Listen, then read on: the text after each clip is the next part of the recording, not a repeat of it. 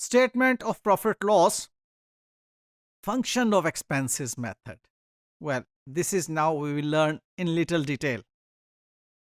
Okay, जब हम बात करते हैं एनालिसिस ऑफ एक्सपेंसेस की, this is what we have already discussed कि दो तर्ज पे इसको एनालाइज किया जाता है, एक फंक्शंस की बेस पर और दूसरा नेचर की बेस पे। फंक्शंस की बेस पर जब इसको आप एनालाइज करते हैं तो इसमें हम कॉस्ट ऑफ सेल्स और distribution expense, admin expense, financial expense, इनको अलग अलग से हम क्लासिफाई कर रहे होते हैं एक्सपेंसेस को इन हेड्स के अंदर। Let's see how we present this type of statement of profit और loss. Okay, obviously for the year ended हम इसको पूरे एक रिपोर्टिंग पीरियड के लिए बना रहे हैं।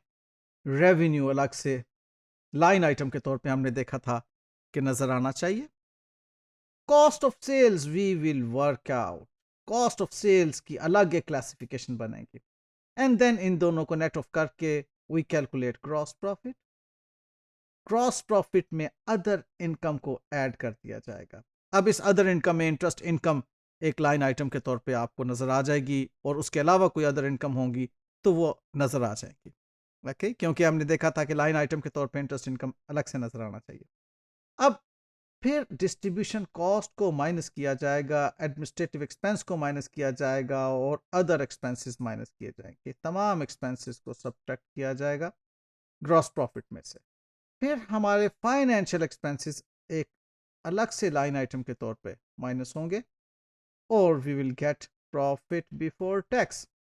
टैक्स एक्सपेंस माइनस करने के बाद we will end up at profit after tax और profit for the year, for the period. ये नोट्स आपको पहले भी डिस्कस कर चुके हैं कि इस कॉलम के अंदर आप वर्किंग नोट्स के रेफरेंस देंगे। जो वर्किंग नोट्स आपके बने हुए होंगे अलग से एक शीट पर, उसका रेफरेंस 1 2 3 आप नंबर यहाँ पे लिखेंगे।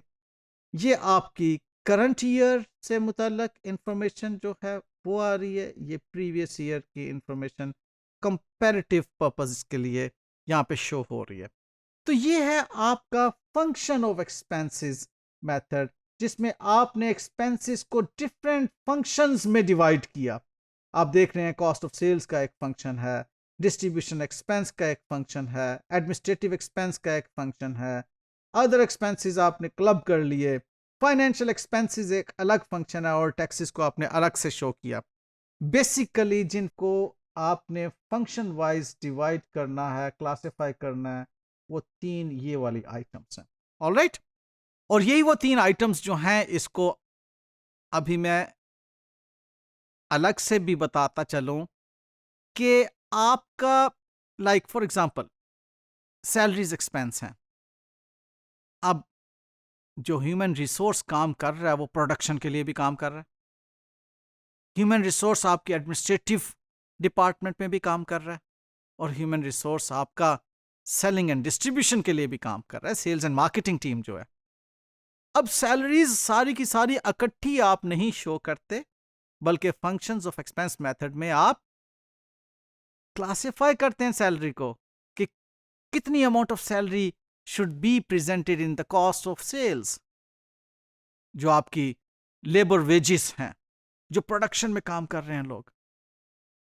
फिर कितनी अमाउंट ऑफ सैलरी आपकी जो है डिस्ट्रीब्यूशन में क्लासिफाई होगी और कितनी जो आपकी एडमिनिस्ट्रेटिव एक्सपेंस में। इसी तरह पे डिप्रीसिएशन को भी आप इसी तरह से क्लासिफाई करते हैं। देखिए, वो फिक्स्ड एसेट्स जो प्रोडक्शन के लिए काम कर रहे हैं, जिनकी वजह से आप प्रोडक्शन ले रहे हैं, उन फिक्स्ड एसेट्स की जितनी भी डिप्रीसिएशन होगी कॉस्ट ऑफ सेल्स के अंदर आप शामिल करेंगे। और वो फिक्स्ड एसेट्स जो कि ऑफिस में एडमिनिस्ट्रेटिव पर्पस के लिए इस्तेमाल हो रहे हैं, उनकी डिप्रीसिएशन आप ऑब्वियसली एडमिनिस्ट्रेटिव एक्सपेंस के अंदर शामिल करेंगे। और वो जो डिलीवरी व्हीकल्स जो आपकी प्रोडक्ट को सेल करने के लिए, उसकी डिस्पैच के लिए, उसकी ट्रांसपोर्टेशन आउटवर्ड के लिए यूज हो रहे हैं, उनकी डेप्रिसिएशन ऑब्वियसली आप सेलिंग एंड डिस्ट्रीब्यूशन की क्लास में कैटेगराइज करेंगे। तो यूं ये दो मेन एक्सपेंसेस ह्यूमन रिसोर्स से मुतल्लिक, यानी कि एम्प्लॉयज बेनिफिट जो एम्प्लॉयज सैलरीज वेजेस हैं, और डेप्रिसिएशन, इनकी क्लासिफिकेशन को हम बाकायदा तौर पर फंक्शन ऑफ एक्सपेंस मेथड में, जिसको मैंने आपको बताया था कॉस्ट ऑफ सेल्स मेथड भी कहते हैं, उसके अंदर हम फंक्शनली डिवाइड करते हैं।